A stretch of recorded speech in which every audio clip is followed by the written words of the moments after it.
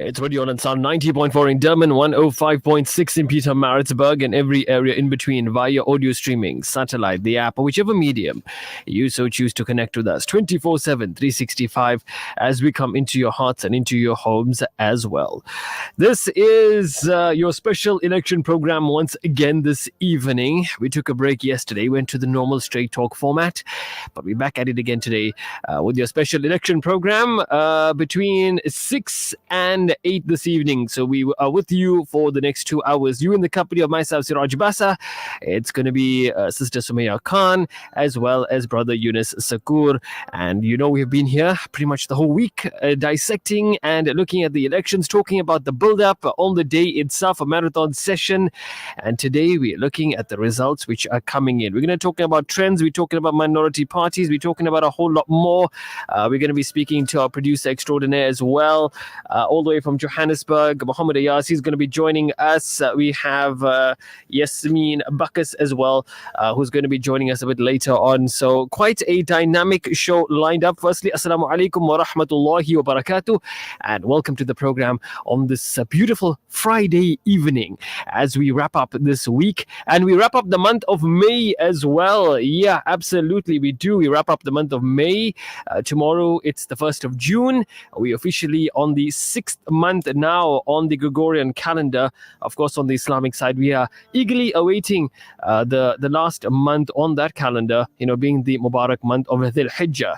And we have those Hajj updates which are coming your way as well, you know, throughout the day and throughout the program as well. So I trust you had a spiritually uplifting Jummah. I hope you made dua for us and our brothers and sisters the world over, and also for this country which is going through, you know, some kind of changes. You know, the sands are ruffling a bit, you know, on the political scene, and that's what we're going to be talking about here this evening. So that's going to be our focus, and you can have your say as well via that portal on 060-904-1056. That's 060-904-1056.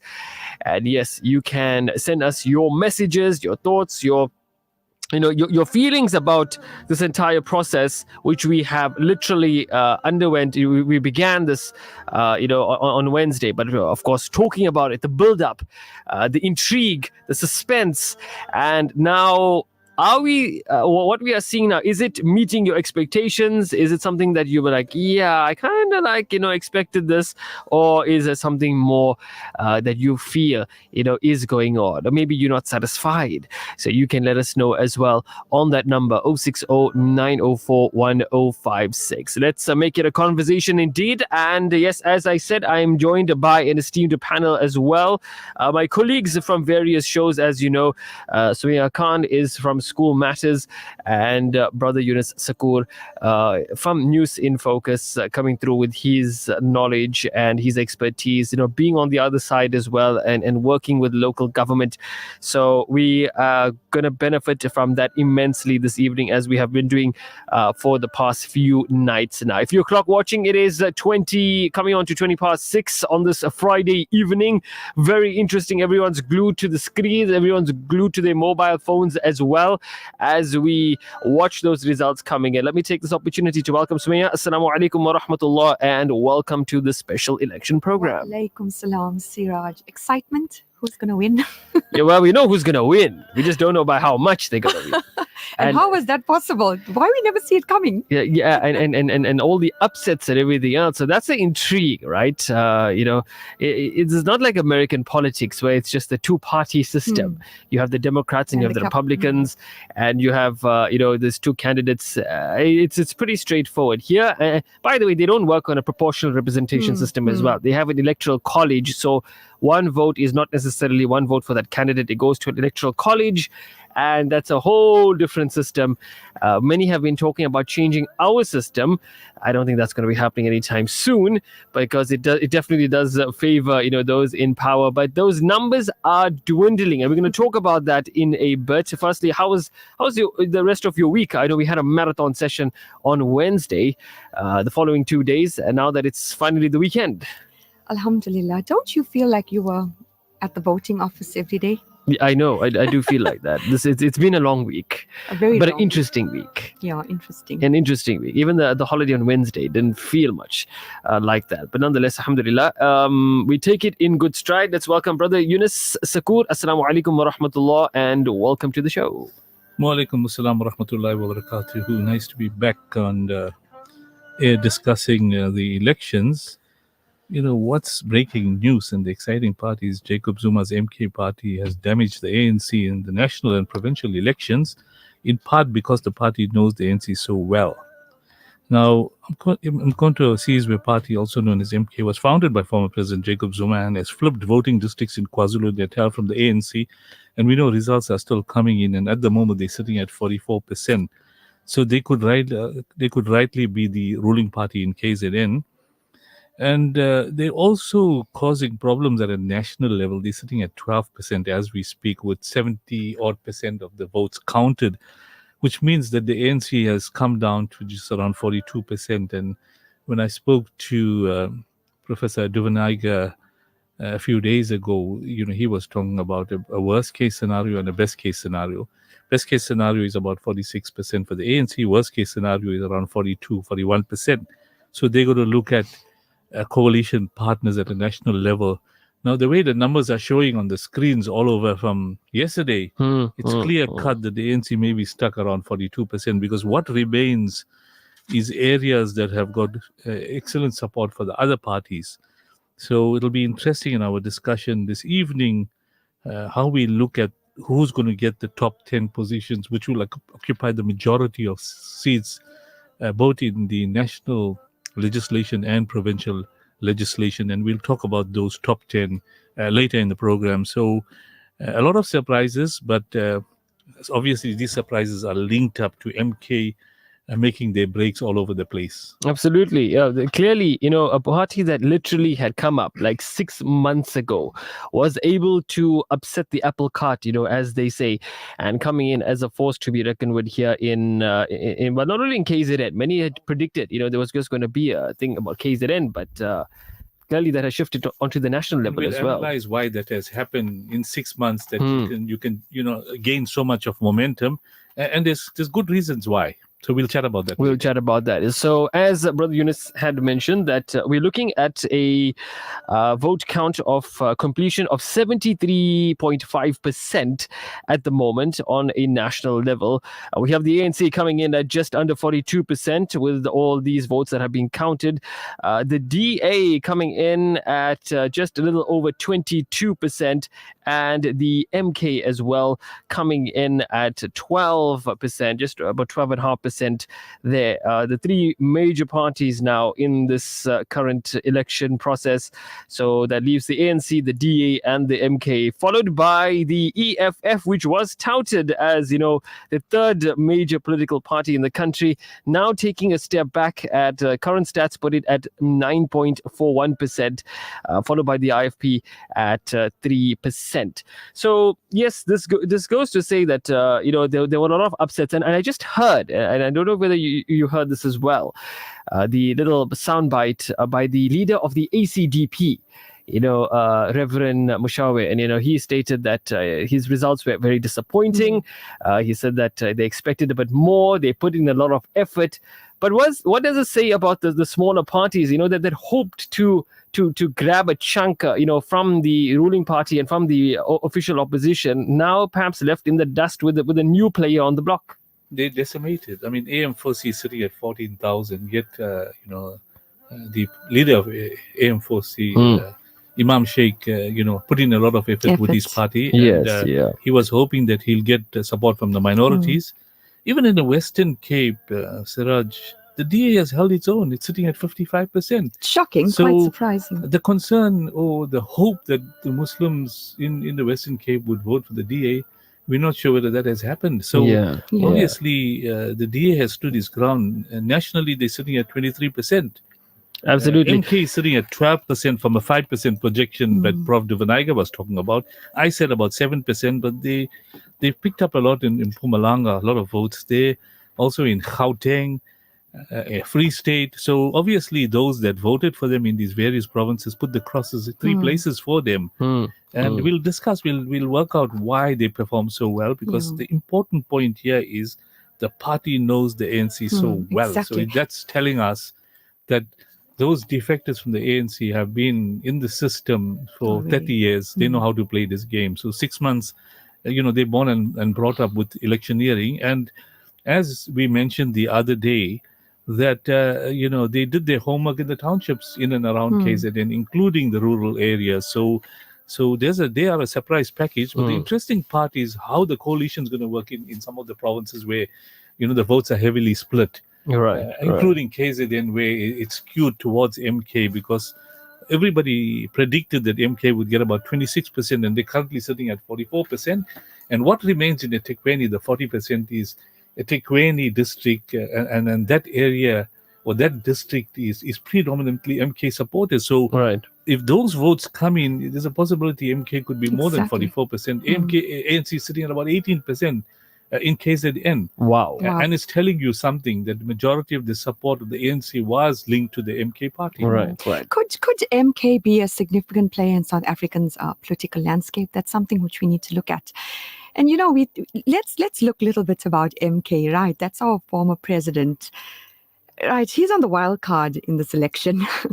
He was set to run for parliament, but was kicked off, the candidate list. For MK party by the last minute court decision because, of 2021, if I'm correct.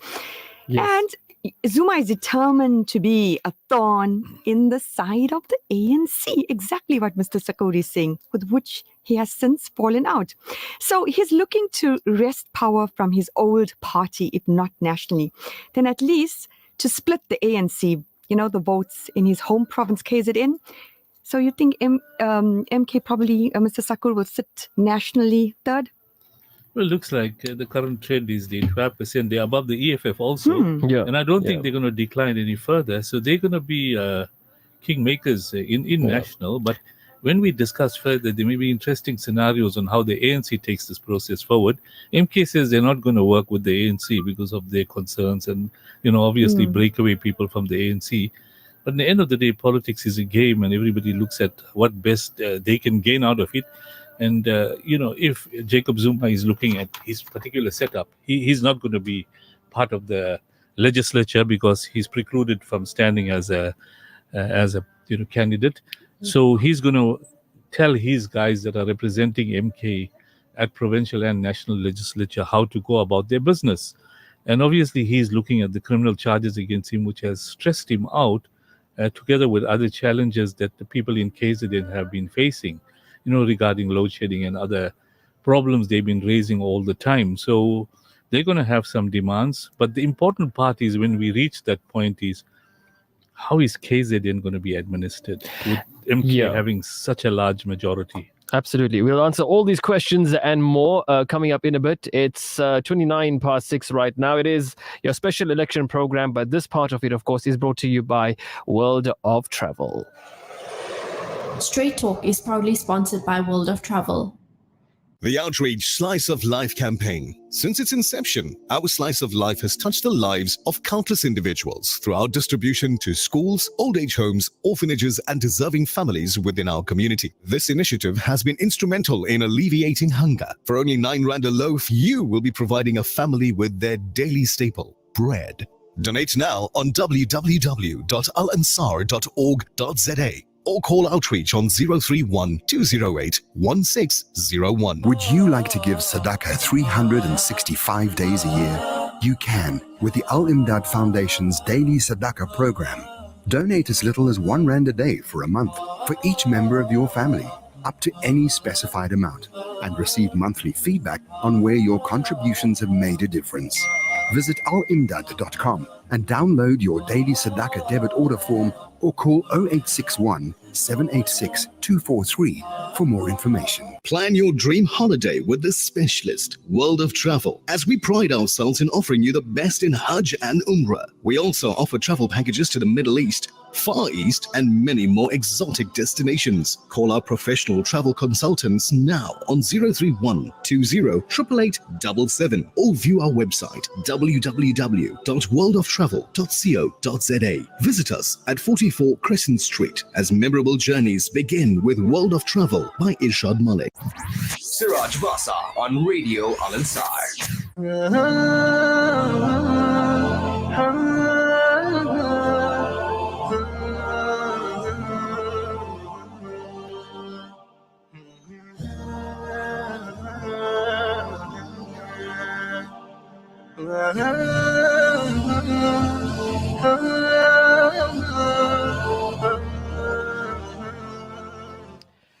It is 8:31 right now. It is Radio Al Ansar, and it's your special election program.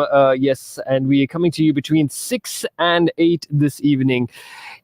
Just keeping you informed as to what is happening on with regards to the elections 2024, and what are we likely to see once the results are announced on Sunday, and all these projections and all of that, whether they're going to be ringing true or not. It's come into the time of the Isha Salah in the Durban area, so we're going to break for that, take the Isha Adhan inshallah, and come back on the other side with more riveting discussion. So keep it locked into those dials of Radio Al Ansar. This Azan is sponsored for the Isale Sawab of Marhum Muhammad Farooq Latib and all Marhumin. May Allah subhanahu wa ta'ala grant them the highest abode in Jannah. Ameen. أعزائي المستمعين، حان الآن موعد أذان العشاء لمدينة دربن وما حولها.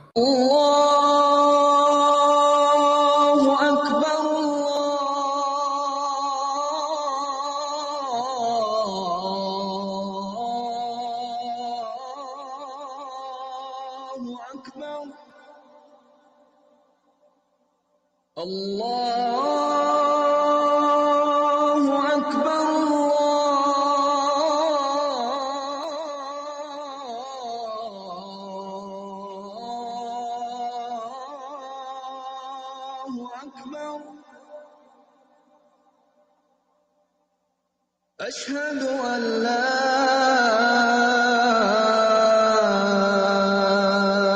إله إلا الله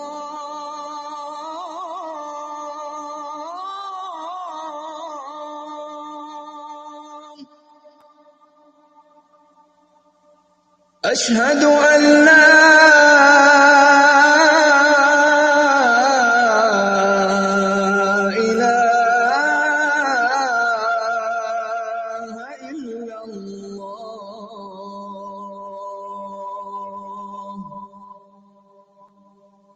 أشهد أن محمدًا رسول الله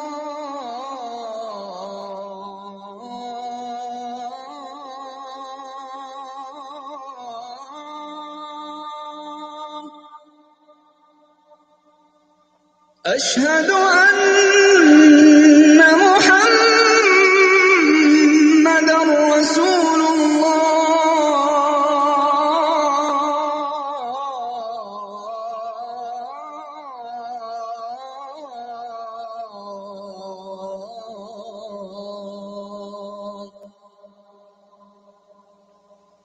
حي على الصلاة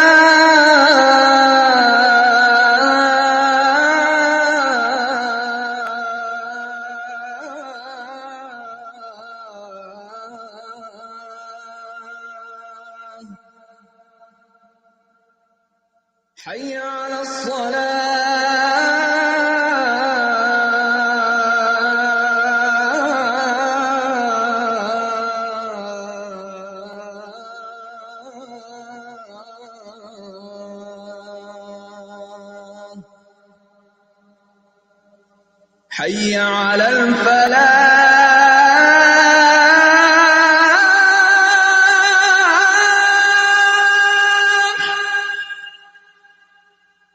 حي على الفلاح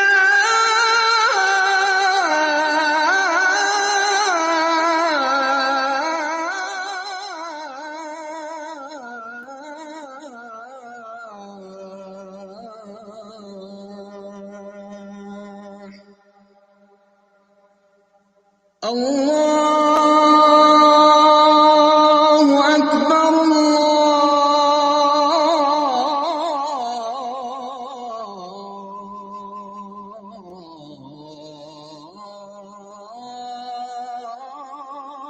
الله أكبر لا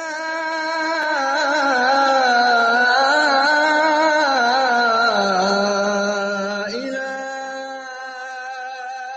إلا الله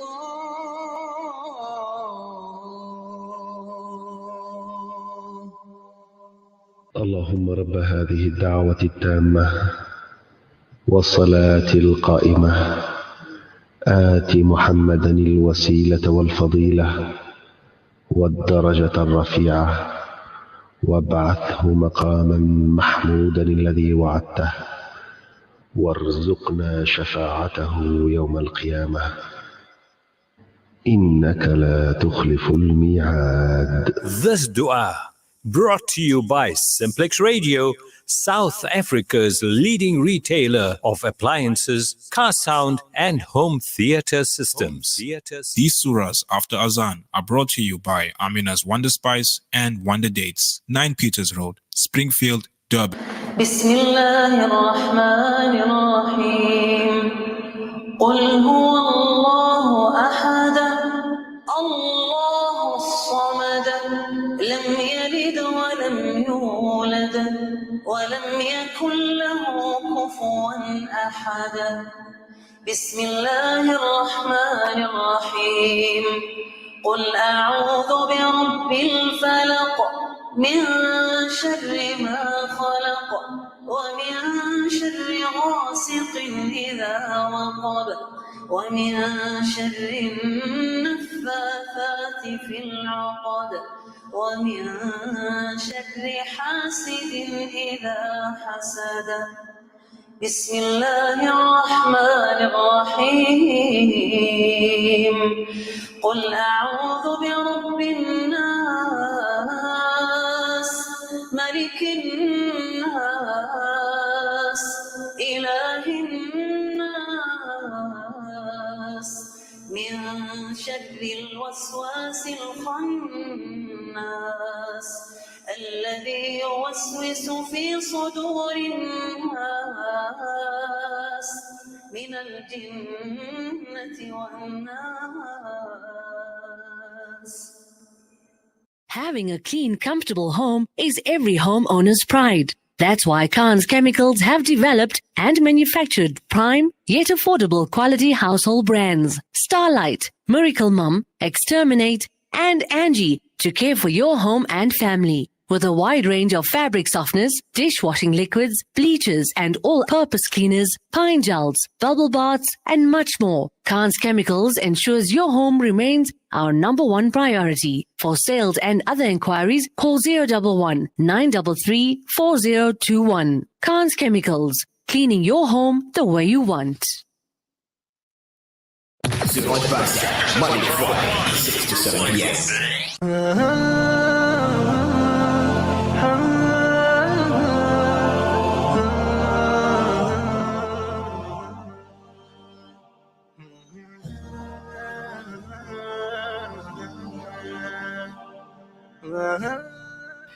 Welcome back. It is the Radio Ansar. It is now 20 to 7. It's your special election program. It's with me, Seraj, Bassa, Sumaya Khan, and Brother Yunus Sacoor as well. We are in studio talking about elections, and honestly, talking about the trends and everything else. It is panning out to be very, very interesting. And we're just dissecting all of this, what's happening right now. Before we do that, I got a message right here, and I just want to share this one with the panel that's in studio at the moment. This one says, Assalamu alaikum, Brother Seraj, Brother Yunus, and Sister Sumaya. Alhamdulillah, I trust that you all are well. I would like to know what happened to our brother Ahmed Manzoor. I assume there must be at least 50,000 Muslims like myself who supported him. He was our man in parliament at the forefront of the Palestinian issue, challenging the DA and the like head on. Al Jama'ah, from what I recall, was not as vocal. How is it that they garnered more votes?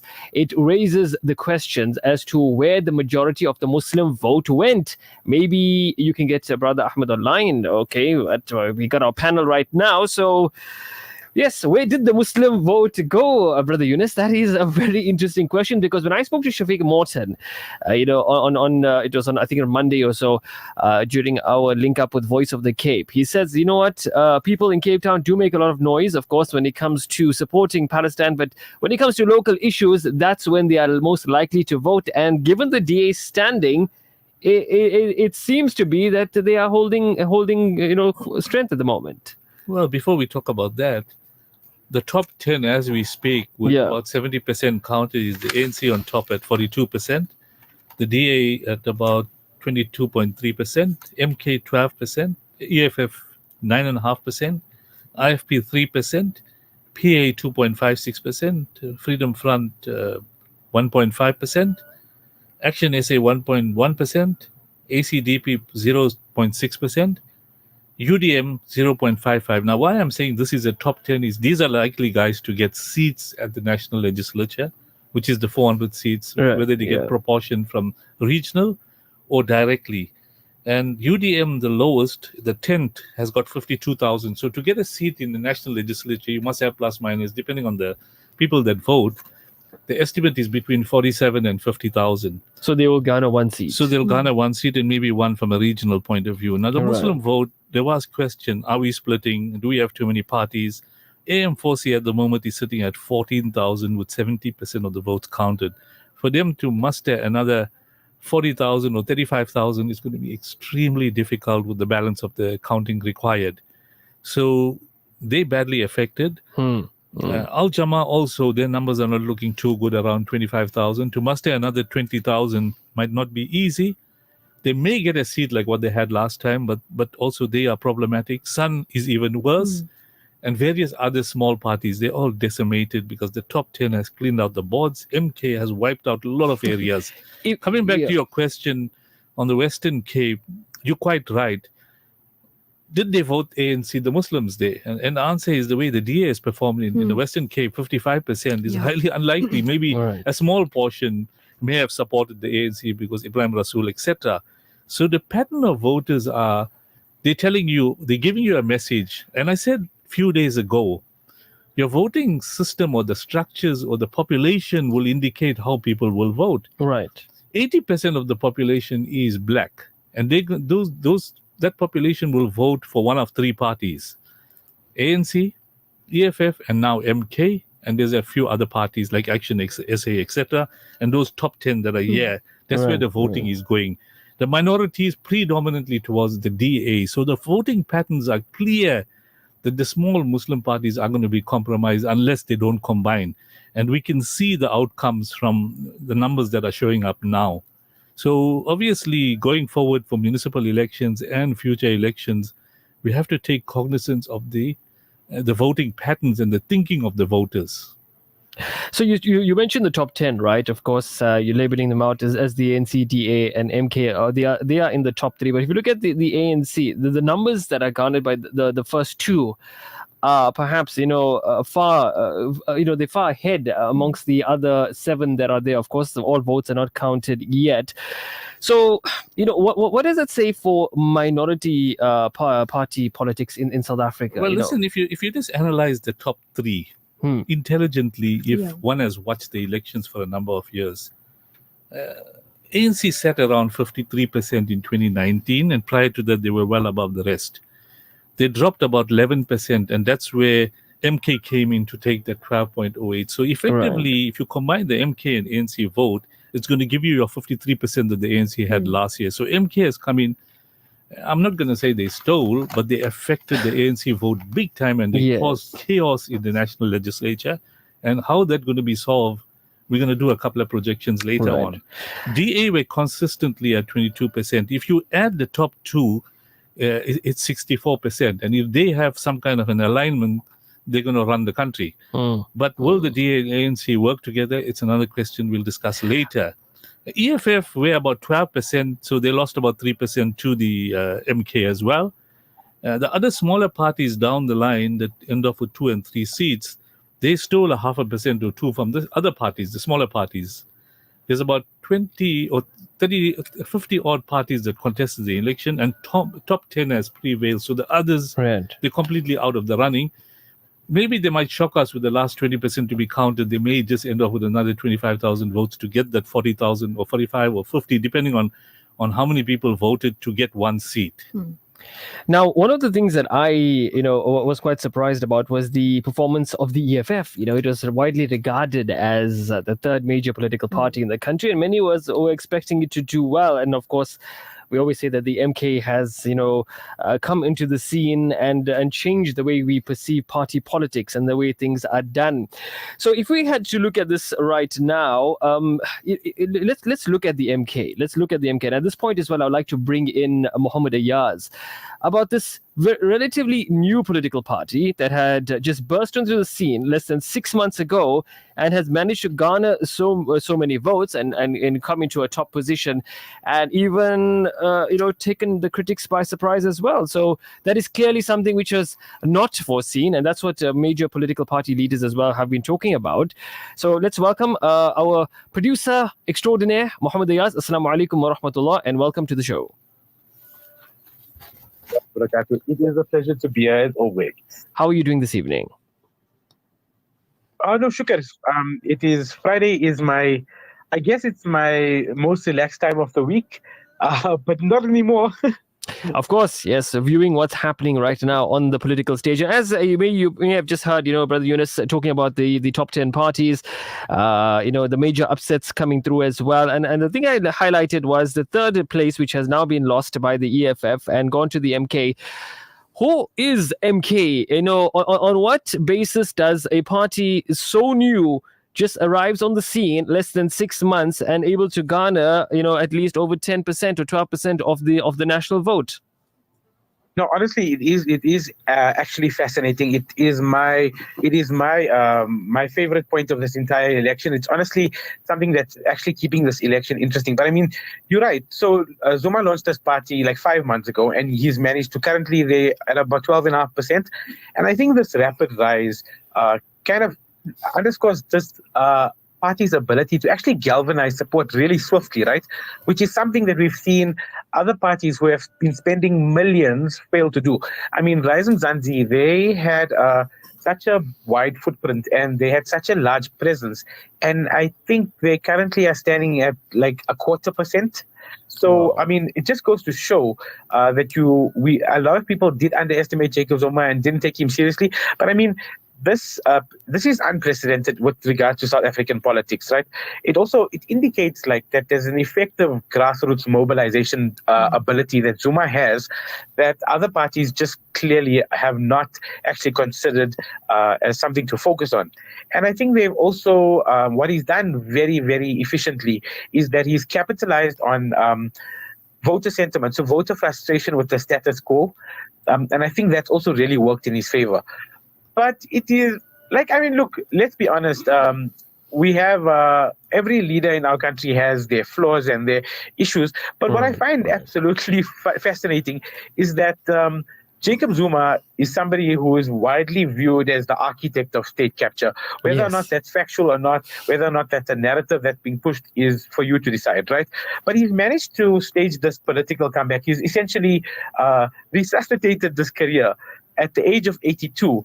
And I think his leadership of this party demonstrates a level of influence and the kind of loyalty that he commands, which is not something that I think many people possess, the country thought they said goodbye to him on Valentine's Day 2018, but this was a love story that was not going to go away. It was not going to go away. And clearly he has made a major comeback, as you mentioned. One of the questions that has been raised as well as to where the Muslim vote went to. Now, being in Islamic media and, being, with the news circle as well, where do you think the majority of the Muslim vote had gone to? I have to ask you. That came in from a listener, and I have to see where the trends are pointing to from the Muslim community. How come we are not seeing our Muslim parties, our so-called Muslim parties, coming out somewhere or another? If I'm being completely honest with you, I spoke about this earlier with Zahir on air, and I said just looking at the trends, right? So we see the ANC's figures are sitting where they, I think, were expected. The DA, to me, is surprising that they've still retained a percentage in that's roughly a quarter of the vote, or about 22 right now. Yeah. And to be completely honest, I think that's where the Muslim vote went. And I think it comes down to two things. When people step into that booth and they decide to vote, while we all have a level of empathy for the people of Palestine, we are selfish as human beings, and majority of the Muslim demographic in this country is not facing severe poverty or facing the challenges that majority of the country is facing. And so you're thinking, my service delivery, my water, my lights, my potholes, and you're voting in a way that's selfish. Which the thing is, nobody is here to judge you. Nobody is judging you. The thing I find a little bit frustrating is the level of outrage we tend to project. We create this perception. I've had massive attacks on air here where I've had a member of the DA or even discussed them in a way that had something completely unrelated to do with the Palestine issue. And I was demonized, called a shaitan and a kafir. Yet the thing is, clearly these sentiments are more for public perception and are not translating into actions based on what we've seen. We spoke to Hasina Gori earlier, and she felt very, very similar. She said, at the end of the day, we talk about a level of, solidarity, yet we are extremely selfish as a community. Seraj, I just want to come in there and maybe I'll differ slightly from Muhammad Ayaz. If you look at the ANC numbers at 42% as we speak, ANC probably could have had 41% had it not been for the Muslim vote. Because I think Muslims in Western Cape a lot supported the ANC and other provinces. So, if the Muslim vote is 500,000, I say 200,000 went to the ANC. Otherwise, they could have performed worse than this. It is clear-cut that MK came in and sort of affected the whole system of voting and took a lot out of the ANC and EFF. So where there is an analysis of where the voting patterns went, I think our Muslims did appreciate the ICJ, situation with the ANC. Yeah. And definitely we cannot just indicate that Muslims in Western Cape voted the DA. There's a possibility that many would have, maybe 50%. But the balance, I'm sure they would, because my analysis of the numbers indicate that the ANC could have done maybe a percentage worse had it not been for the Muslim vote countrywide. But a lot of Muslims would have voted for the smaller parties, the Sun parties of this world, the AM4Cs, Al-Jamaa, because if you analyze the numbers, about 30,000 has gone to those parties, the Muslim votes. So the balance went somewhere. And I'm saying that balance probably went to the ANC. Yeah. So, Uncle Yunus, I think it's fair. I'm sorry to cut you off. I trying to say, I think socioeconomic just standing and probability, like where you stand on that scale, is also a big factor to consider. When we're talking about Muslims, I just think compared to the rest of the demographic, I don't know. Okay, maybe I should put my foot in my mouth because I might say things that are going to get me in trouble here. But yeah, Sumaya, you'd rather carry on. Okay, well, maybe my questions might also put you in more trouble. How are you, Ayaz? Are you chilling? Are you chilling with a cup of coffee or tea? My sister is going for Hajj. My sister is going for Hajj on Monday, so I'm about to go there as soon as we're done on this call. Yeah. But excited about that. You know what? It's good that we got you. We finally got you. ANC do not get the majority votes, right? They're sitting at 42%. And after this, the elections, they have a sitting 14 days after the elections, to choose the president in Cape Town. Who do you think will be the president? And do you think there'll be a coalition? Definitely going to be a coalition. Uncle Yunus and I were talking about this earlier. I've been hearing some interesting perspectives that Uncle Yunus also suggested us that they would probably form a coalition with the DA, because at the end of the day, I think the DA would probably be the lesser of two evils in the ANC's eyes at this point. And we know that John Steenhuisen is so desperate for that power position that it's whatever it takes to get that white man as vice president, they will do. I personally think that the factions in the ANC are definitely going to show once the coalition is formed. And I feel like Ramaphosa is going to be a 50-50 choice. I don't know. Like, you guys probably have more insights. Sumaya, you probably have more of an insight with regards to the inner workings of the party as to where his popularity lies now, currently. But I think they have a valid opportunity to remove Ramaphosa here. And I also don't think he necessarily wants to be the president of a coalition. Don't you? Honestly, I think when it comes to holding on to power, these leaders will perhaps, try and bend as much as they could. As long as they're there. So I spoke to a political analyst yesterday, and this was quite interesting because he did mention there was a likelihood of a coalition between the ANC and the DA. And this was always touted as a coalition between the ANC and the EFF. I mean, everyone just assumed that it was going to go that way. And we were going to see the ANC and the EFF, which, coming together, which would have perhaps given Malema the vice presidency position, and he could have been the country's next vice president. But clearly, it's emerging that that's not the case. So I expressed my skepticism about this, and the analyst was like, what about the government of national unity back in 1994, which included the then National Party? So my theory on that, my thinking on that is that was a very different time. We had very different leaders back then, as opposed to we do now. But the likelihood of it, you're saying, as the picture clears, as the dust settles, it could be a major possibility that you have the ANC, the DA. Yes. Yeah, no, definitely. The thing is, with the MK party, you must understand that not once in this 5 months have you seen real discourse with regards to the manifesto and just the policies of the MK party, right? But if you actually look at their manifesto, the MK party has got quite radical policy proposals. And I don't think anyone's considering that. I think majority of this is based on tribalism, just popular like loyalty.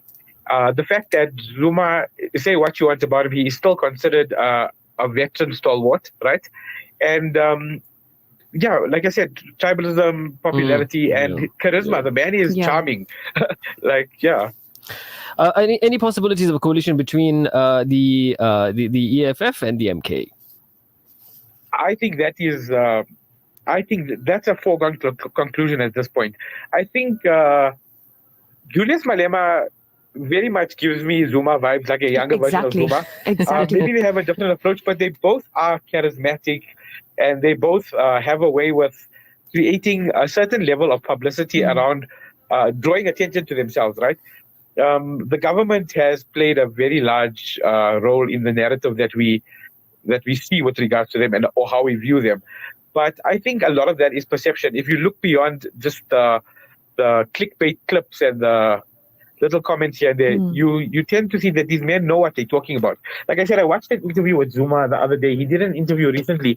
He was so smart at just working around questions and just sidestepping to get his point across. He does it so well. And for a man who's 82, you've got to give him credit. I mean, not many people at that age are still functioning at such a level, True. Do you know, Ayaz, Zuma won over the EFF supporters in KwaZulu-Natal, his home province. Definitely, and, when you look at how he did his campaign, as you mentioned, he infused tribalism. He spoke to people, the Zulus in KZN. He spoke about King Shaka on his campaign. So he took them down memory lane, during colonialism.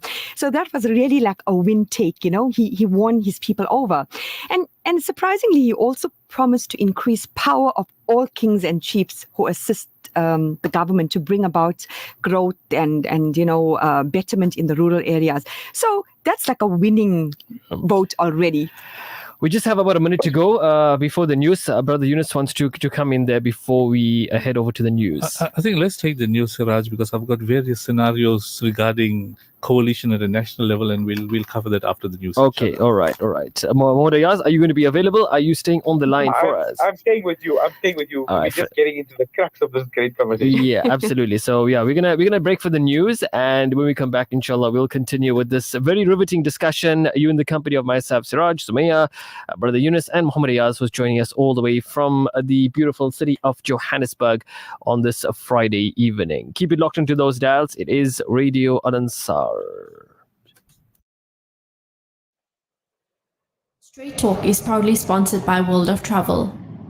Discover our new range of exotic perfumes, ouds and bukhur, straight from Dubai, now available at Wonder Dates. We stock a wide selection of Nabil and Chris Adams fragrances, perfect for your unique lifestyle. But that's not all. We also cater to your Islamic lifestyle needs with prayer mats, tasbeehs, dua stickers, bukhur burners and mizwaks.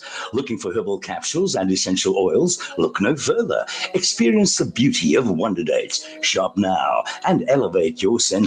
Plan your dream holiday with this specialist, World of Travel, as we pride ourselves in offering you the best in Hajj and Umrah. We also offer travel packages to the Middle East, Far East, and many more exotic destinations. Call our professional travel consultants now on 031 20 8877 or view our website www.worldoftravel.co.za. Visit us at 44 Crescent Street as memorable journeys begin with World of Travel by Irshad Malik. الوفاء بشتى الصور أحب الوفي الأمين Join me, Faisal MJ Suleiman, this and every Saturday on Rise and Shine. Looking forward to gracing the airwaves of Radio Al-Ansar from 8 a.m. to 9 a.m. Rise and Shine. الوفاء بشتى الصور Straight Talk is proudly sponsored by World of Travel. An informative Islamic global perspective. This is Al-Ansar News.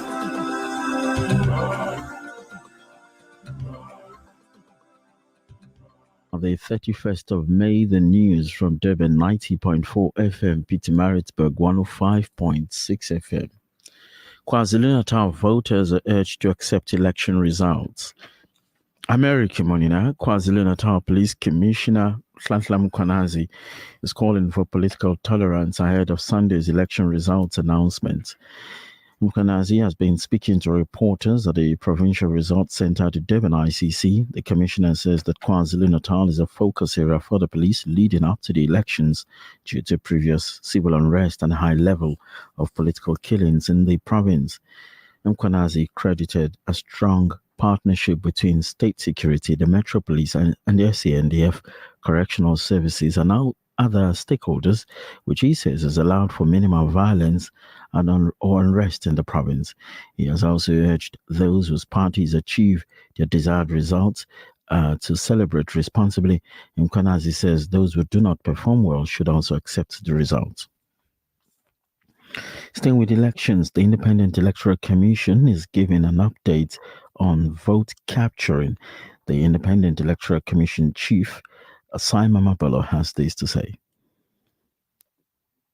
The progress relating to the capturing of results per province is as follows.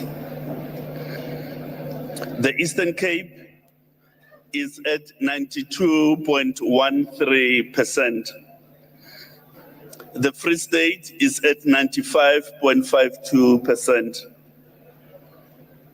Gauteng is at 75.33%. KwaZulu-Natal, 75.37%. Mpumalanga, it's at 91.94%. The Northern Cape, it's at 100%.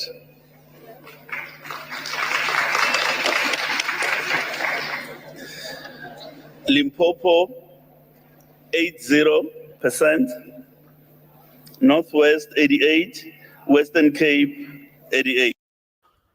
Still with elections, the ANC is still leading the pack as results are released today, with the DA second and the MK party in the third position nationally. It has been projected that the ANC will lose its majority nationally. Some voters in the Northwest say they are still pleased with the ANC's performance, but still can do better. Our government, so I was asking and with hope that they will rectify those mistakes. They have done some good anyway, but we still have problems, especially in my area here. We don't have water. From morning till afternoon, 5 o'clock, yes, we have water, but in the evening we don't have water. So I'm thinking for this chance, this is where they get to at least, try and rectify, because we're still behind them. So I think this time maybe they will get things right. Yes, I'm happy the ANC won in the province with 60%. I'm happy with that, but what I would like our government, this government to do, because we are from 30 years democracy, let's lift our people in our province, especially the youth, those students that need to be funded at universities. Still with that story, Reverend Kenneth Moshoe of the ACDP is wading in on election results as they trickle in. He says he's concerned about the results from his party. It's not as exciting as I hoped, not as good as I wanted, because our members worked very hard and they went to places they have never been to. So when one measures what we see with the input of work, one thinks could have done better. But the only comfort we have now is the fact that results from our metros are not yet in. Once they are in, I think the picture is going to change.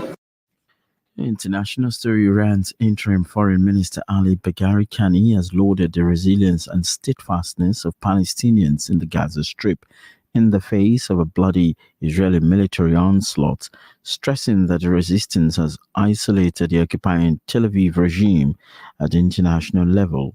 The top Iranian diplomat, Bagheri Kani, described the Palestinian issue as a deep-seated belief, saying that explains why the resistance of Palestinians has not only managed to defeat the Zionists in Gaza, but it has also put them in a tight corner in the fields of diplomacy, media, and of course, legal affairs. Your weather, it's 22 degrees. A quick reminder of our top story. KwaZulu-Natal Police Commissioner Nhlanhla Mkhwanazi has called for political tolerance ahead of Sunday's election results announcement. Mkhwanazi had been speaking at the Provincial Results Centre at the Durban ICC today. That's the news. Straight Talk is proudly sponsored by World of Travel. People of Palestine need your support now. Africa Muslims Agency is on the ground, already providing food, medication, and emergency supplies in Gaza. Donate any amount to Heal Palestine at africamuslimsagency.co.za. Africa Muslims Agency, empowering, educating, inspiring. Advertising pays. Get your business on the map through advertising with Radio Al Ansar, the station with a proven record. Let's talk to Zain of The Watch Doctor, a newcomer in the market. I'll recommend advertising on Radio Al Ansar for sure, as my client base has increased substantially. Totally unexpected. There you have it. Join the airwaves and take it up to another level. Call us on 031-208-1601 and ask for Fatima Shahina or Faraz Bucks, our consultants. Let your name be heard by thousands of people. Radio Al Ansar, your partner in business. At Al Ansar Outreach, our commitment to serving those in need is unwavering. We have now updated our Zakah banking details, making it easier than ever to contribute to our noble charity drives. Bank, First National Bank. Account name, Zakah Al Ansar. Account type, check account. Account number, 631-002-03065. Branch, Florida Road. Join us in our mission of giving back, one act of kindness at a time. Thank you for your continued support and generosity. The Al Ansar Bookshop Lifestyle Center will help you design your wardrobe with its latest range of fashionable Islamic wear and burqas. Plan your dream holiday with the specialist, World of Travel, as we pride ourselves in offering you the best in Hajj and Umrah. We also offer travel packages to the Middle East, Far East, and many more exotic destinations. Call our professional travel consultants now on 031 20 888 or view our website www.worldoftravel.co.za. Visit us at 44 Crescent Street as memorable journeys begin with World of Travel by Irshad Malik. Seraj Bassa on Radio Al-Ansar. Straight talk never sounded this good before.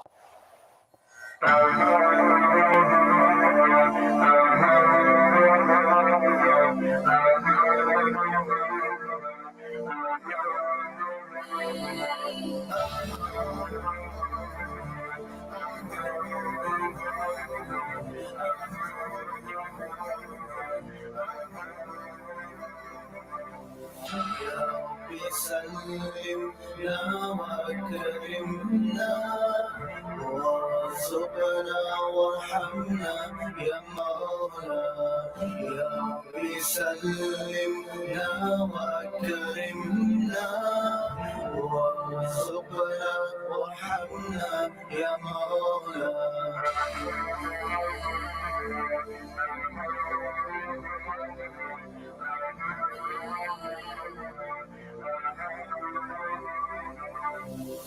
I have been searching for you for some time now.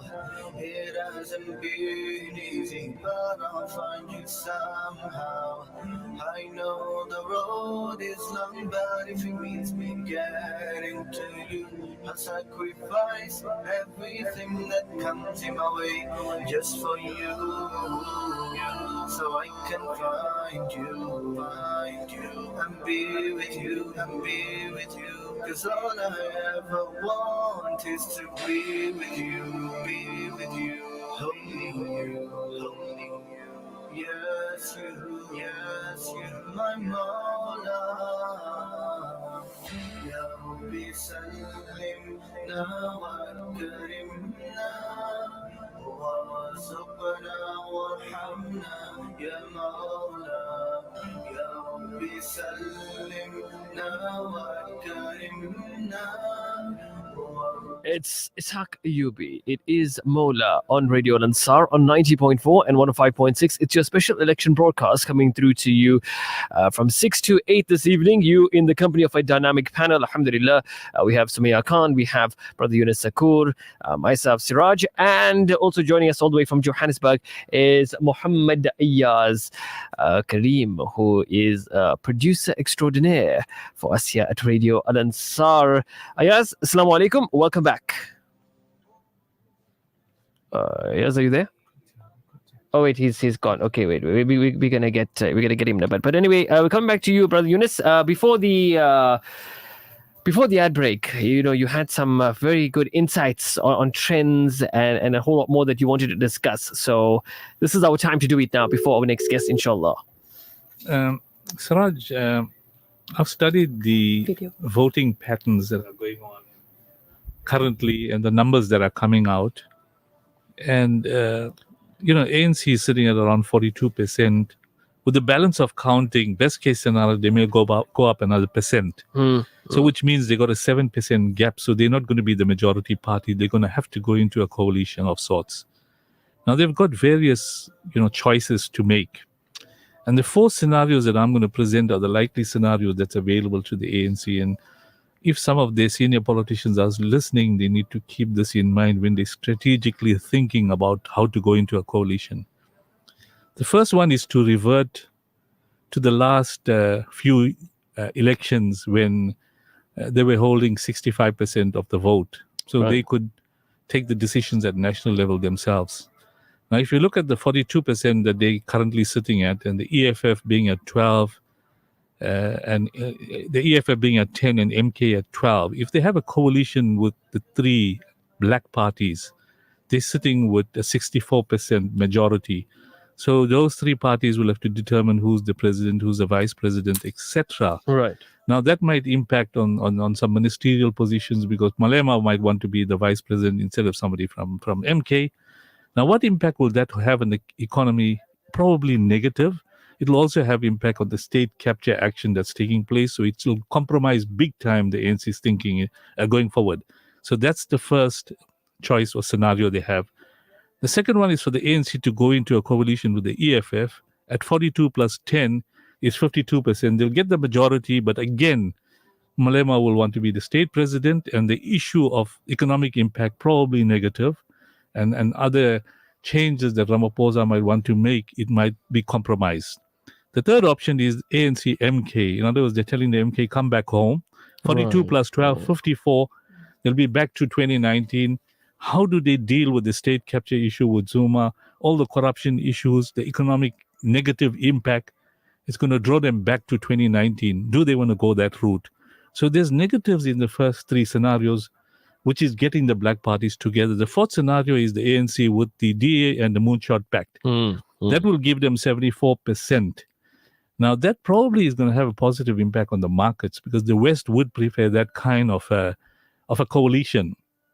And the sad part of that would be what will happen with the ICJ case that's going on, because the DA, we know, are clearly may not be in favor of that continuing, but I think John Steenhuisen has been noted to say that let the ICJ take its course. So if he agrees to let the ICJ take its course, the ANC will probably think along those lines, which enables them to start taking action in terms of the state capture and other corruption, root out corruption, bring back, positive, feedback into the economy.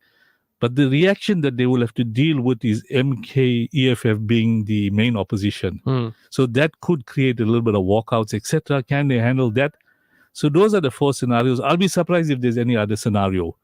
But I think it's very important for us to note that decision will have to be taken, as Sumaya mentioned, within 14 days from the elections results being announced. So if the election results are going to be announced on Sunday, by the 15th of June, there's have to be a sitting. So I'm sure all the parties are looking at different kinds of coalitions and how they're going to work this out. Absolutely. Do you believe perhaps, in the Truly House right now, there's lots of discussions going on. They're putting the scenarios together and trying to figure out what's the way forward? Most certainly. Because from MK's point of view, what are they going to look at? Yeah. We've got 12% at national. We're going to look at the interests of our members, including our president, our president of our so-called inverted, our president of the party, Jacob Zuma. Yeah. And what is his ambitions? He wants state capture to be set aside. He wants his criminal charges to be dropped. And he wants what he promised to the communities, more of radical economic transformation and those type of issues. Now, how does Ramaphosa and his progressive guys look at this whole thing? Because Ramaphosa is looking at the way the West wants South Africa to operate. It is a capitalistic manner, etc. So it's going to be interesting. But crucial to the whole discussion is what the NEC of the ANC decides, and not Ramaphosa. And the NEC do have some pro-Zuma guys still in the NEC of the ANC, and we know that comprises of 80 members. Very interesting how the way the politics of this country is panning out. Right now, joining us on the line to speak about this and to add to this robust discussion, we are joined by Yasmin Bacchus. She is a former member of the KZN legislature, as well as the current commissioner for the Public Service Commission. Assalamu alaikum, Sister Yasmin, and welcome to Radio Al Ansar. Wa alaikum salam wa rahmatullahi wa barakatuh. And let me always correct you. I know I sound like a politician, but I've never been a politician. I've always just been a public servant previously. Alhamdulillah. Great to have you on the program as well. How are you doing this evening? Alhamdulillah. So very excited. Really have my eyes and ears glued to the ground, to the TV. It's exciting times for us right now in the country. Indeed. Very, very much so. South Africa has spoken, and now we just have to see, what the language that was used and what's going to pan out, within the next few days. So, as Brother Yunus, as he was just speaking right now, and you perhaps have heard that, the few possible scenarios, clearly that there's no majority here in KwaZulu-Natal, as much as we look at the country. Coalition politics, that seems to be the name of the game right now. Lots of talk about that. How do you see these coalitions shaping up? And, what do you think that this means for stability and governance in our province, firstly? Let's start with KZN. Well, I think, there was a huge anticipation that we will probably reach the stage where we will be having coalitions in the country, because in as early as August last year, the deputy president had a coalition conference in Cape Town where he invited all parties and made them sign, some kind of agreement that should we reach that stage, parties will agree, and there were there was a common points of policy and directions that we agreed to. I think there wasn't a single party that didn't sign in, so it was being anticipated. I think the ruling party had expected that they will lose favor with the citizens because, basic service delivery was breaking down in the country. But it's early yet. I'll still say 76% of the votes have been counted thus far by the IEC. So I can't say that, there won't be a clear majority or there will be a clear majority. However, the analysis that's coming from very, very professional and experienced quarters says that there will be no clear majority and South Africa may have to have a coalition arrangement. Absolutely. Now, the worry for me is Right. with various manifestos that are not necessarily having the same policy direction. We will have to have very strong negotiators in each of the major parties in order that these coalition arrangements give us as the citizens the stability, the effectiveness that we require from a new term of government. And I think therein lies the challenge. Very interesting. Are we likely to see, you talk about, negotiators, a Codesa style thing that happened, back before 1994?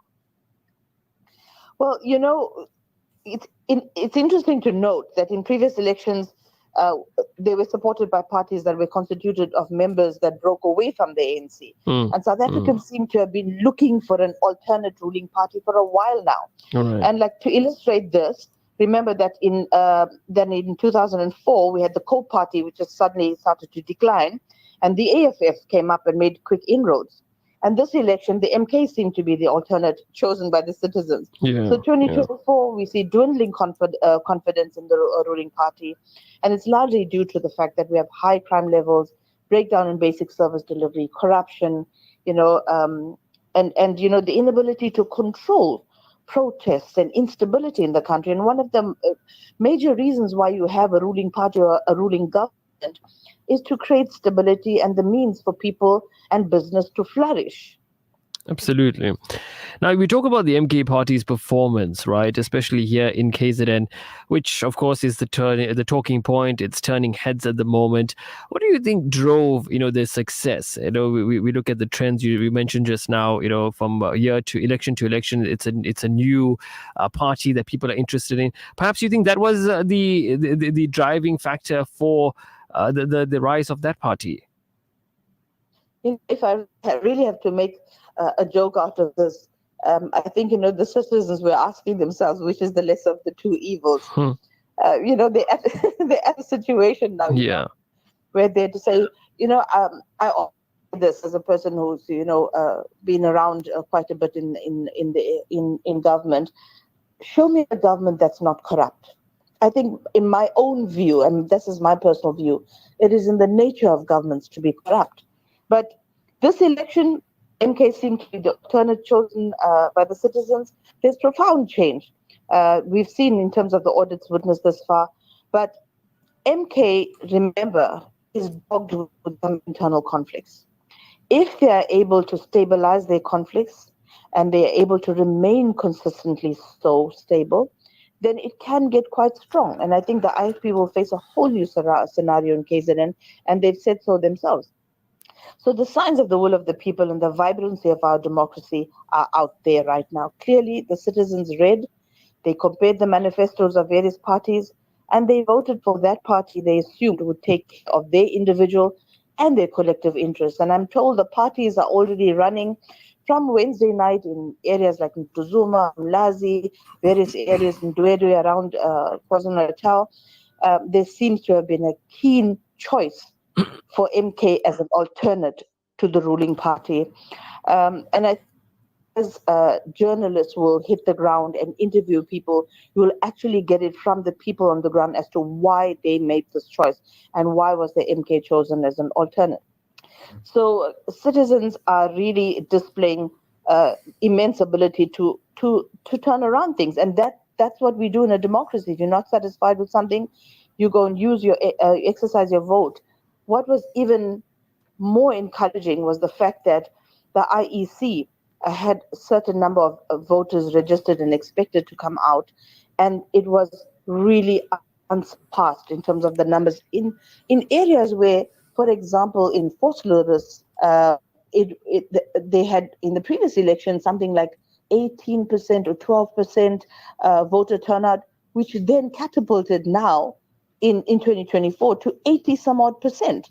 So people came out there to exercise and use their democratic right and to call for change and turn around, because they're saying that perhaps not much was achieved in the sixth administration, and where things were falling down, the ruling party wasn't able to recover and bring us back, to basic as fast as the citizens expected. So citizens feeling very despondent, feeling a sense of loss in the sixth administration, feeling stagnated in the sixth administration, jobs being lost, economic indicators not so good, lots of disinvestment in the country. So I think this is when they came out to say, let's try an alternative. And of course, it's unusual in KZN for such a huge mind shift change to take place, but that is indicative of how despondent, the citizens are. Yasmin, Assalamu alaikum, it's Yunus, Sacoor. I'm sure we met sometime when we were officials in government. Wa alaikum salam wa rahmatullahi wa barakatuh. Yasmin, what you talked about is KZN, and the MK is sitting at 44%, and there's about 25 or 30% votes left to be sorted out. Some of the members are saying they're likely to hit 50% plus one, become the majority party. We have to wait and see. If not, they're going to have to get into a coalition with somebody for KZN to control. But I think MK is a breakaway party from the ANC. We know about that. And there's various reasons why those people quit ANC. Either they were suspended or not elected again or removed from service, etc. So there's various reasons why they disgruntled. I think Sumaya will go through some of the comments that Duduzile mentioned, but we'll talk about that just now. The national scenario, there's about 30% or 25% of votes still to be finalized, and ANC is sitting at 42%. Highly unlikely they're going to go beyond 43, best case scenario 44. Because for them to muster 1.6 million votes in the, from the balance that's outstanding, it'll be very difficult. So I spoke about the different scenarios in a coalition government that they can go through. I'm not sure whether you were listening to the scenarios I spoke about. Yes. Perhaps I just wanted to comment which type of scenario is likely to work out given the way Cyril Ramaphosa operates at a national level. But the NEC needs to determine that finally. And the NEC is not all pro Cyril Ramaphosa. So I'd just like you to comment that, are those the only four scenarios, or is that something that I missed? I think you laid it out quite well. It's not going to be easy. As you said, the NEC itself is divided. The party itself is divided. And so, but obviously in every party, there is a negotiating committee. And in that negotiating committee is generally people of like minds. So we'll have to rely on that negotiating committee within the ANC, see which scenario will be. I can't, this is so unpredictable. I can't really say which scenario will work, but because it is also based on the strength of the vote and the percentage of other parties. If we say the ANC will choose to coalesce with one or the other party, we will be wrong, because we'll have the FF, which was showing much strength in the previous election, it's actually not showing much strength now anyway. So, if they had even done some kinds of hybrid arrangements or interim arrangements to the election, to look, if it works out this way, we can come together in a particular way. I don't think it's going to work out right now, because I think as we speak and as results are being released, these negotiating clusters or committees within these major political parties are having to renegotiate and revisit and review because what we're seeing clearly come out, like you said, already we're 3/4 way past, there is definitely a shift. MK is not only, as much as people are accusing it of tribalism and having a majority in KZN, it's made inroads in other provinces as well over a very short period of time. So I'm not too sure what the scenario is going to be, but I think what it will be is looking at the majority party will look at the strength from other smaller parties and then seek to work out the common areas of the manifesto and do trade-offs based on that. But it's really not predictable, and I can't imagine anybody who's predicting really who's going to form coalitions right now. All right, Sister Yasmin, with such a fragmented political landscape, what are some of the challenges do you anticipate for the public service sector here in KZN in particular? How can we make sure that these essential services keep running smoothly during this period of transition? It's a point I raised very sharply myself when I was at the coalition conference in August last year, and I said, if there's one thing we need to hinge on, and public servants need to hinge on, is some kind of real strengthening of their patriotism. Because, there's so much of disillusionment even in the public service, because, we had cabinet shuffles and people coming in and changing policy directions and changing imperatives, changing frameworks, and it just makes the public servant get all lost and beguiled in this whole network of things that are changing constantly. So we're going to have to rely on invoking the patriotism of public servants and say to them, listen, guys, this is money is coming from the public purse that's paying your salaries. We want you to be patriotic. We want you to be loyal in your service to the public. We want you to be effective in your jobs. And we really, in the 6th administration, we passed what is called the professionalization framework, being that the professionalization framework will deal with rooting out corruption, with people holding high integrity and ethics, and of course, giving freedom for the independence of the judiciary and giving protection to whistleblowers. And I think that's going to be very important. We need ruling executives or cabinets to agree on policy imperatives and frameworks for the next 5 years, because you can't have public servants being told one thing by one party from a coalition, another thing from another party. So it's really, really a balancing act for them. And we want executives who take over, accounting authorities, executive authorities, ministers, to come out and say, this is our stance, this is the policy direction, this is how we're going to deliver the services. Now go forth as a whole cadre of the public service and deliver it. Absolutely. What is also important is for them to say, what is the social construct that we are pursuing for the 7th administration? It must be clear. We must say, this is the social construct we are going to pursue. What economic revival strategy? How will South Africa attract investment? And how will we stimulate job creation by doing that? And I think for me also what's very, very important is, what is the level of political tolerance that will be demonstrated by coalitions? I'm going to repeat it. What will be the level of political tolerance that is going to be demonstrated by coalitions, such that the stability of our country and the prosperity of our people is always considered foremost and paramount?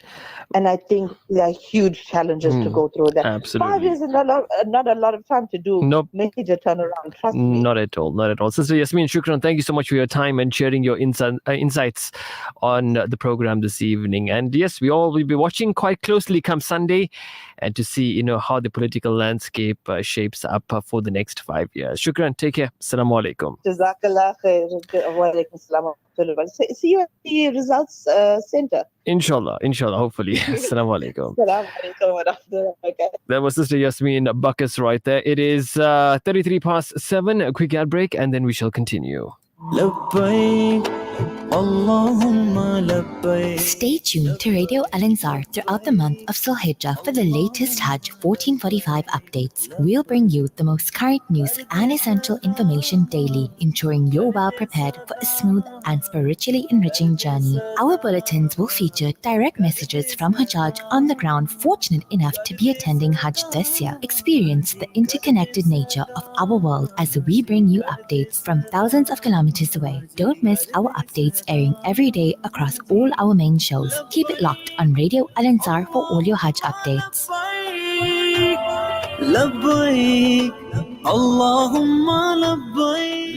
Plan your dream holiday with this specialist, World of Travel, as we pride ourselves in offering you the best in Hajj and Umrah. We also offer travel packages to the Middle East, Far East, and many more exotic destinations. Call our professional travel consultants now on 031 20 888 or view our website www.worldoftravel.co.za. Visit us at 44 Crescent Street as memorable journeys begin with World of Travel by Irshad Malik.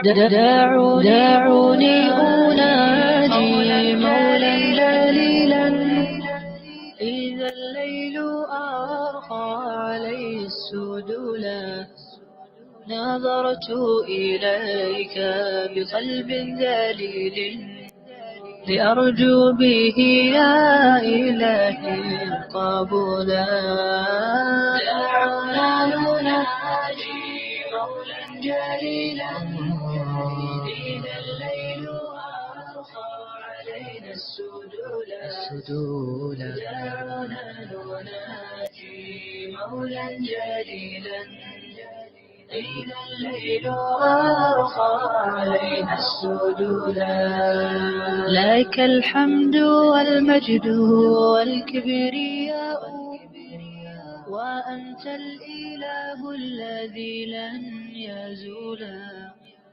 لك الحمد والمجد والكبرياء وأنت الإله الذي لن يزولا وأنت الإله الذي لم يزل حميدا كريما عظيما جليلا دعونا نناجي مولا جليلا الليل أرخى علينا السدولا دعونا نناجي مولا جليلا إذا الليل أرخى علينا السدولا تميت الأنام وتحيي العظام وتنشي الخلائق جيلا فجيلا تميت الأنام وتحيي العظام. Well, this really sounds familiar. It is Radio Al Ansar, and it is now 7:37, and it is your special election program this evening. You know, Seraj and Uncle Yunus, as predicted, the MK party is giving the ANC a bloody nose in KwaZulu-Natal and is likely to emerge as the change maker in the 2024 elections. Now, listen to this. Obviously, we are feeling excited. We were not expecting this, but we are happy with it. It shows that the people have come out and responded to our call. Silent MK voters who come from the ANC. Some of them wearing our shirts, the ANC T-shirts, but voted for us. And obviously, people want to see change. This was said by Zuma's daughter, Duduzila Zuma, who, with her father, are among the key faces of the party. And this is such a valid point. I think, Seraj, what Dudusila is saying there is that I think they planned this formation of the party a long time ago. It's not something that they could just roll out in 6 months. You're right. And they basically, like the looting, and I'm not saying they were responsible for the looting, but they mobilized the people that defected from the ANC or were forcibly removed for whatever reason. Because there was a faction, and we know it was called the RET faction, Radical Economic Transformation Faction, spearheaded by Zuma.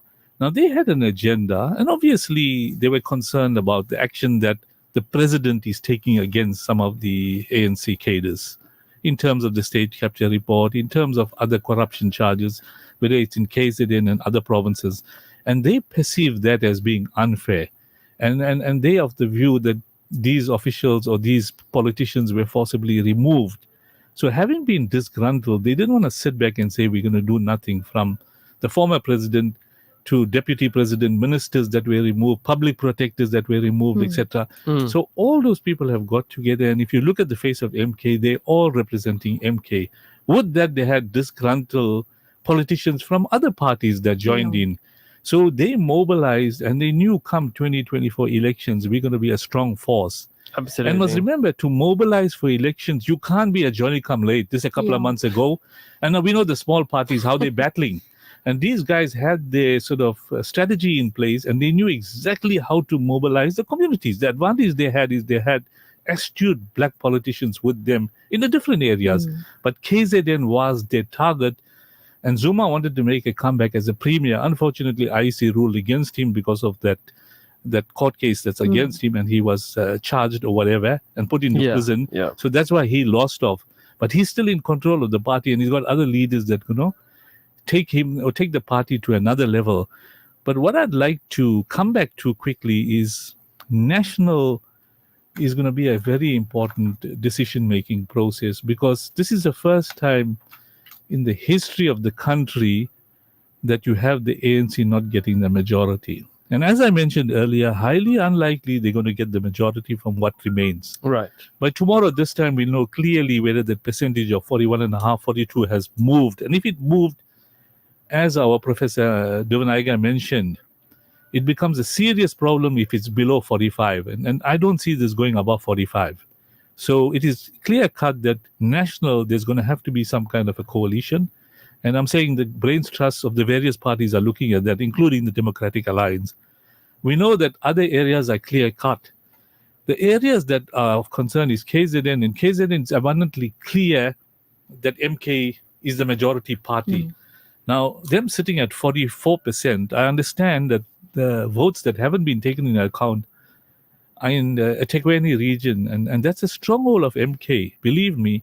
So if there's a movement, it's likely MK might move above 44%. Whether they're going to get 50%, time will tell. If they get 50%, problem solved in KZN for them. If they don't, they're going to have to get into a coalition, likely with the EFF, and then they rule KZN. Whether the ANC wants to come in and start interfering with KZN and saying, like, we got 18%, let's go for the 10% of DA and the Moonshot Pack, even then they won't get the 50%. So the role players in KZN is going to be MK together with one or two other parties. So likely MK will rule KZN. And if the ANC is clever, they may say, listen, we're going to rule most of the other provinces either through a direct control or through a coalition, save Western Cape, which the DA is in front at 50-odd%, 55%, and KZN, which they believe maybe has to go to a MK coalition. So the other areas that they're concerned about is Gauteng. Now, Gauteng, they may have to go to a coalition because they're at 33%, DA is at 29%. So there's a small gap between the two. But the rest of the provinces, I think the ANC is comfortably ahead. So these coalitions that I'm referring to, KZN, question mark whether they'll want to come in there. Gauteng, they definitely want to come in. Western Cape, they cannot come in. They'll just have to play maybe opposition or whatever. And the rest of the provinces, they're in control, and national. So there's three key areas that the ANC will be looking at: national, Gauteng, and possibly, a few other provinces where there's small margins, like 1 or 2%. But other than that, KZN, will be interesting how it's going to pan out. Absolutely. We welcome your comments as well on 060-904-1056, and we read out your messages as they come through. Okay, we have a message here. Assalamu alaikum. MK expected to win this election. They knew they had KZN, but were banking on winning more provinces. They thought by making idle threats, people were going to fight and vote for them. Alhamdulillah, it didn't happen. The ANC also knew they were going to lose in KZN. I hope the ANC will learn a serious lesson from this election and take us as citizens more seriously. Really positive Yeah. comment. In my opinion, the ANC is going to catch a wake-up call. The renewal policy they're talking about, they have to implement, even with this coalition at a national level. Their fingers were badly burnt now, and those that remain will have to deal with this issue. But it's going to be bargain politics from now on. It'll be interesting in 14 days from today as to how the coalition is going to work.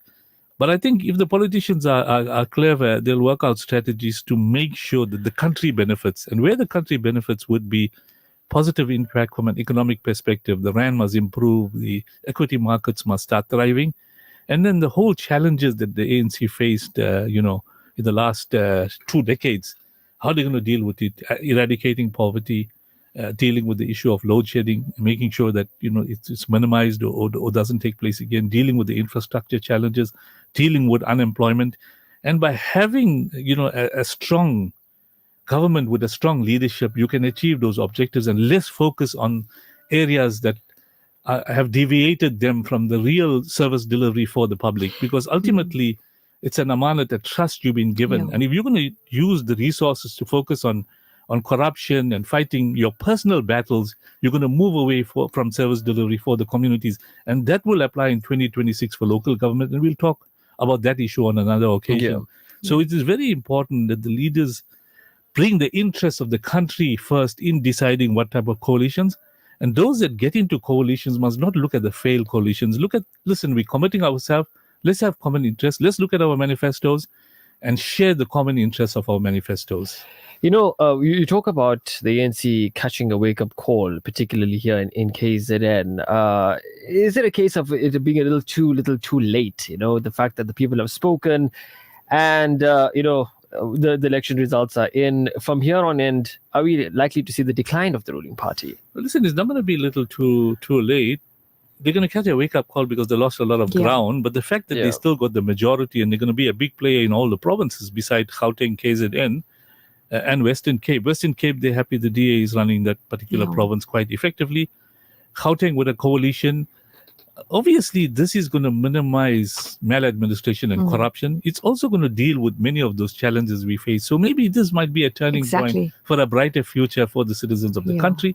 And it'll start becoming an inclusive constitution where those that can do the job will be appointed to do the job. We must do away with certain policies we have which restrict people from getting employment into government departments, getting access to contracts with government, getting into jobs that are reserved for particular groupings. So we're going to look at what benefits the country so that you will have a response internationally to investment in this country. And then the currency will improve, and then our relations with other countries will also improve, and then the citizens will ultimately benefit. So to me, I'm saying some of these changes, they may be fundamental, but politicians must look at it positively, including the ANC, because, they keep on saying, give us a chance, we made mistakes, we had problems, and the blame game, this is what state capture has done, this is what Zuma has done, this is what all the other politicians have done. We have to put that all behind us, correct the situation, and move forward for the benefit of the people that voted. Do you know, many political analysts, they say that Zuma's MK party may have saved South African economy. We'll have to wait and see. Well, listen, these are positive comments coming through, and maybe they stood because they were not happy about being thrown out, but it might just be a bright, future ahead of us. It'll be interesting to hear economists and political analysts going forward, because from our perspective, we have a situation where finally, when in 2024, 30 years into democracy, the situation of the country completely changes, and 2024 has been a complete turnaround, albeit that some provinces will be business as usual with the ANC dominating.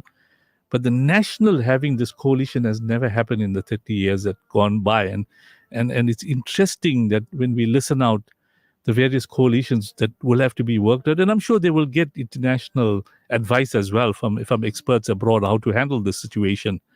But the question that Sumaya is raising or read out, it is clear that some people are looking at this thing positively and saying that those that were accused of not providing adequate service delivery have now got a wake-up call, and they will look at making sure they improve service delivery, because in 2 years' time, you've got the local government elections coming up, and you're going to have basically parties fighting, in the wards and the PR positions to run those municipalities. And as some of the opposition parties mentioned, that they're going to have to look at the functioning of these municipalities. A lot of them are facing administration. The views and opinions expressed by the presenters and guests of Radio Al Ansar are not necessarily the views and opinions of Radio Al Ansar and the Al Ansar Foundation. Are you or a loved one battling the disease of addiction? Is your family, life, relationships, work suffering due to alcoholism and substance abuse? Zensai Treatment, Recovery and Wellness Center are addiction specialists offering specialized psychotherapy and naltrexone therapy to help overcome addiction. Zensai offers hotel-style facilities to allow your loved ones to regain their dignity and overcome alcoholism and drug abuse in the most comfortable setting possible. Fight addiction. Call Zensai Treatment, Recovery and Wellness Center, the addiction recovery specialist, on 031 563 0751. Plan your dream holiday with this specialist, World of Travel. As we pride ourselves in offering you the best in Hajj and Umrah, we also offer travel packages to the Middle East, Far East, and many more exotic destinations. Call our professional travel consultants now on 031 20 888 777 or view our website www.worldoftravel.co.za. Visit us at 44 Crescent Street as memorable journeys begin with World of Travel by Irshad Malik. Radio Al Ansar, 24/7, 365.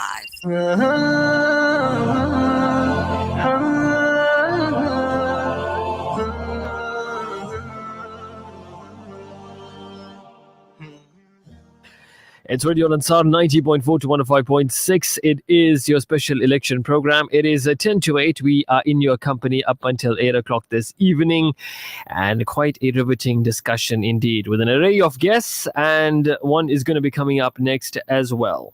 Assalamu alaikum. We have Dr. Faisal Suleiman. How are you? Alhamdulillah, how are you? Alhamdulillah. Alhamdulillah. Quite interesting show. We all are trying to predict and figure out what's going to happen. What's your take on the current voting patterns and the numbers that are coming out? You know, on national level, the ANC is actually below the mark. And do you think there'll be, from the four parties, any collision? Oh yeah, there'll be coalitions and collisions, both probably. So yes, first of all, thank you for the opportunity. Yeah, look, yeah, you know, 70% that counted, I suppose whatever we see now is more or less reflective of what the final result will be. I didn't hear any of the previous discussion. You've had some, not sure what the other guests have had to say, but two things I want to mention. One is from a standard point of view, we are a bit disappointed with the Muslim turnout for two reasons. So I did a quick calculation earlier.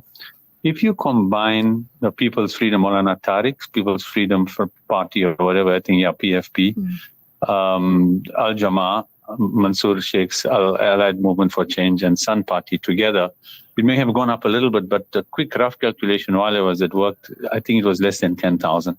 Yeah. Right, all in KwaZulu-Natal, the total Muslim vote. Right, there's a high percentage of Muslims that have, if you look at Lenasia, some stats, I've been trying to maybe find stats for overports in all of those areas. And in the Western Cape, where the DA is like around 60+% overall in the Western Cape. And Nirvana High that I saw in lands, areas like that, the high concentration of Indians and Muslims, the DA substantially in front. So, you know, the two things come to mind. What really, you know, we don't have real stats of how many Muslims were registered to vote. We know traditionally, and this has been Sandmat's mantra for since 94, that the Muslims generally have a lower registration of votes in other communities. And then what the 10,000 in the KwaZulu-Natal shows us is that for those Muslims who did register to vote, voting along religious or even Palestine lines is out. And that is clearly being shown in Indonesia and in Western Cape, and maybe when we get figures for Overport and that sort of areas. So is it that many Muslims didn't register to vote, or some were registered and didn't turn out? Yes, some of the places had some extraordinarily long queues, but in general, you know, Overport, Sherwood, from what I saw, Durban North, etc., weren't so bad. Or is it that Muslims don't trust Muslim parties? I mean, the combined 10,000 for all four Muslim parties put together is a resounding, vote of no confidence. Yeah. So that is something that we also, you see, Sumaya, if I take Zionism, for example, from the time Jewish children are like 4 and 5 years old, madrasa phase, foundation phase, they are drilled politically. Victim mentality, people are out to get you, Muslims hate you, whatever. However it's done, and this is, the sole purpose in life is Israel, and etc., etc. Ours is exactly the opposite. Our madrasas are completely, we don't even teach Palestinian history. We learn about Al-Aqsa, one Miraj, and that's it. Right? Our masjids couldn't be more apolitical if they tried, the vast majority. There are a few that talk about politics, 1 or 2 in Durban, a few in the Cape, maybe 1 or 2 in Johannesburg. So we have to re-look at how we focus on all of this. And for me, one of the, you asked about coalitions. The one thing I fear is if the ANC goes into coalition with the DA, Palestine is going to be the casualty. One of the things, make no mistake, the DA wants to put to bed is not just the ICJ case, but also the general support of South Africa for the Palestinian people, etc. Not that the ANC shut down any embassies. Let's be clear, they didn't do any of those things. But in terms of general broad policies, marches, statements by politicians, etc., radio coverage on the SABC, it has been much better than anywhere else in the world. So yes, the ANC now has to choose between 2 options: the DA. Or MKEFF. MKEFF, I think our RAN will go to 24, 23 very quickly, or from 18, 19, 19, 20, 21. DAANC, more stable for the markets. Clearly, a lot of policies are, both neoliberal. ANC sometimes talks socialist, but practices free market capitalism. So there will be some alignment there. Yes, it's going to take some real banging of the heads. But in terms of markets, instead of stability for the country, it'll be interesting, which route the ANC takes. Because remember, within the ANC themselves, there are some people who want to see the demise of Cyril Ramaphosa and Paul Mashatile and others coming to the fore. KwaZulu-Natal for us, big question mark, because clearly MK at 44% or so when they round up, just needs smaller parties, to make up 50 plus. The power base that it gives them and the money and access and funding, etc., means they can now start gearing up for municipal elections in 2 years' time. So you could see some serious, and what the implications of that, why that is important, it's still a secret where the funding came from. 6 months, the T-shirts, the loud hailers for those who work like me in the township who've seen all of this. There's huge money that has poured into the MK party. Many of them, including ANC and many political assessments, it comes from the construction mafia, from the taxi bosses, who are now saying easier to get into parliament or to get in government and local council and take from there than to go with a shotgun and harass, threaten people who are building projects. So they may be more legalized malfeasance. So that is a big quandrum for us. What will happen in KwaZulu-Natal? What will be the investors' outlook like, depending what the MK does? Will there be a flight of capital and brains, also migration to the Cape, to other provinces? Will things stabilize? Huge question marks for us over the next 3 months or so. It's anybody's guess what MK decides to do. Will it be ANC, or will it go the route of IFP and the smaller parties? So exciting times, but also slightly dangerous times as well for us. On a national level, at 40 plus or 41 plus, where the ANC stabilizes, clearly the small parties are not good enough. They can't take all the small parties together and make 50 plus 1. So they're going to have to go to the route. Ideally, where the MK is sitting at about 14, ANC is 41, MK is for 14, 55 takes them through. If they can, and the casualty there will be Ramaphosa. I think we all know Mr. Zuma's demands will be dropping of all of his, fraud issues, legal issues for him and his children. But the second one will be Mr. Ramaphosa's head. Dr. Faisal, I think if they go in with it. Yeah, Sulaiman, Jazakallah so much for linking up with us. And those were your views and opinions. We'll just have to wait and see. And after that, we'll definitely contact you again. Jazakallah for linking up. Salam. Yes, we'll have to do a show after to see whether our predictions were correct or incorrect. Absolutely. As we come to the end of this program, Brother Yunus, of course, this is not a final topic. It will continue, I'm sure, well into the weekend as well, and on Monday. But your concluding remarks for this segment. Well, listen, I've given 4 scenarios. It'll be interesting which one works out. I think Faisal's articulated 2 of the 4. My closing comment is that we are Muslims. We've got the creator of all creations who we turn to, who helps us when we need him. Let's keep up with our ibadat. Let's keep up with our du'as. Let's make du'as that Allah subhanahu wa ta'ala in all the provinces appoint, personal or politicians that will, fulfill the amanat they have in their hands, including national, guide these leaders towards the benefit of the ummah. We must carry on with our good amals, give a lot of sadaqah, make a lot of istighfar, make du'as for the politicians so that they serve the people and we have less violence and unnecessary problems in our country. We make those du'as, and we also make du'as for our people in Palestine, that Allah subhanahu wa ta'ala have mercy on the children and deal with those Zionists that are so, criminalizing this whole thing. So we turn to Allah subhanahu wa ta'ala. Sumaya? Well, elections belong to the people, and we know it's their decision. Well, never doubt that a small group of thoughtful, committed citizens can change the world. Indeed, it's the only thing that ever has. Well put. And with that brings us to the end of the show for today. Thanks so much for tuning in, and also live, those that tuned in on Facebook as well. We see your comments, but unfortunately, we just don't have the time to go through it. We'll be back again on Monday, inshallah, with the more riveting programming. Election results should be out by Sunday. So, yeah, that also remains to be seen. What the final picture, basically. But at the end, make dua for the best leaders, to take us forward. Thanks to Monday for your expertise as well. We'll do it again next week. Take care. Have a great weekend. Assalamu alaikum wa rahmatullahi wa barakatuh.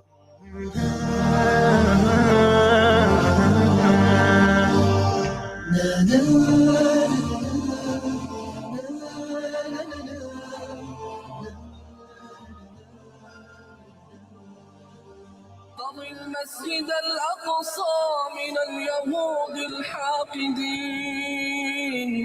اللهم أعد المسجد الأقصى